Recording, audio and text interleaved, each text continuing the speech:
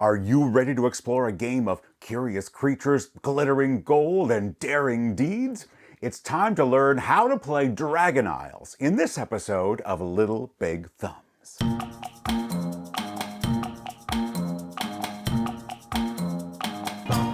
If you've rolled the romping dice of Dragonwood and roamed for risky rewards in Dragon Realm, you might feel some familiar vibes when playing Dragon Isles, as it is the third in a series of dragon-themed games from the folks at Gamewright. Are you ready to begin our epic expedition? Well, it's time to shore up a ship full of courage, sharpen our wits, and shine up a handful of coins, because it's time to learn how to play the game. Dragon Isles is a competitive game for 2 to 4 players intended for ages 10 and up, and usually takes about 45 minutes to play. To start the game, each player chooses a character: monk, pirate, warrior, sorcerer, or trader.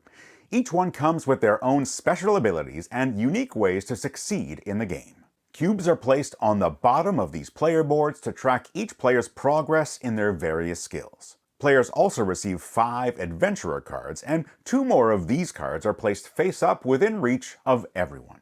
Much of the action of the game takes place on the large encounter cards, 4 of which will be turned face up in the middle of our playing space, which together makes up the quest board. All other decks, tokens, and dice are placed nearby. And with that, we're ready to dive into the gameplay of Dragon Isles.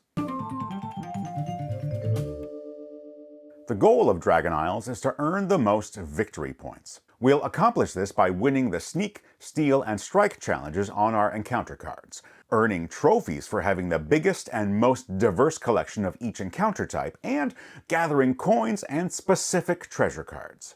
On each turn, players will choose one of 2 possible actions: Prepare or Challenge.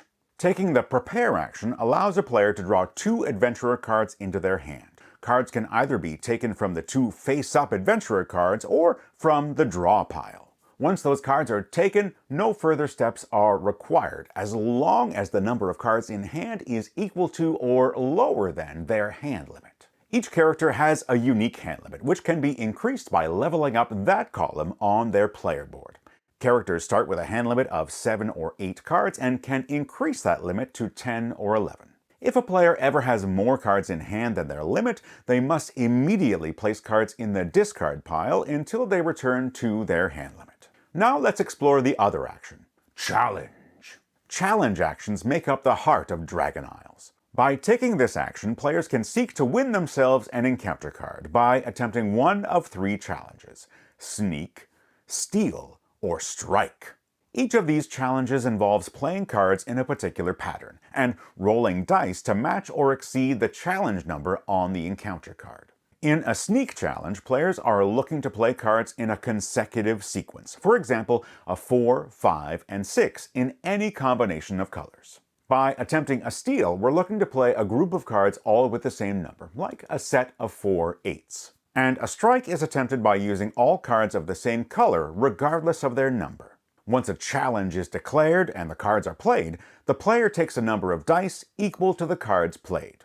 Those dice are rolled, and we add together all the numbers on the dice and compare that sum with our selected challenge type on the encounter card. If that sum is equal to or higher than the challenge number, the player has succeeded and collects the encounter card for their score pile. However, if the roll has a lower sum, the challenge does not succeed, and the player receives a random potion token, and their turn comes to an end. Every successful challenge has the potential to earn players coins, treasure cards, experience, and maybe even trophies. If the encounter card features a coin or treasure icon overlapping the successful challenge type, the player has won a coin or treasure card in addition to the encounter card itself. In addition, the player can advance one of their experience cubes up 1 space on their player board.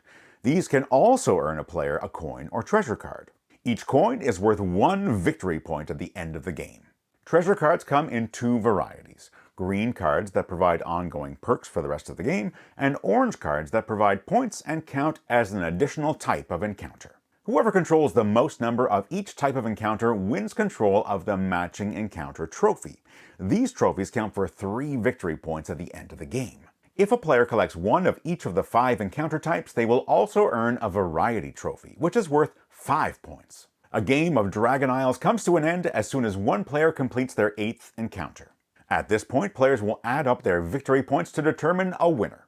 As a reminder, points are gained from the following: completed encounters, orange treasure cards, encounter trophies, which are worth 3 victory points each, the variety trophy, which is worth 5 victory points each, and 1 victory point per coin. And don't forget, if you're playing as the pirate, each coin is worth 2 victory points instead of 1. The player with the most victory points wins the game and is celebrated as the most daring and successful adventurer in the land.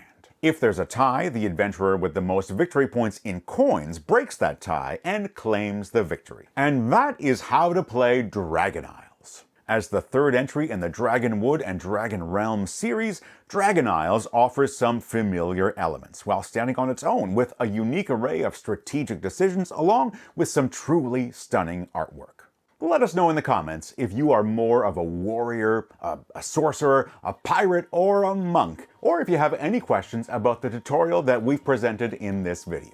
Thank you for watching, and we will be back again soon. And until then, whether you've got little players or big players, make sure that you keep playing games that make your thumbs go way up. Bye for now.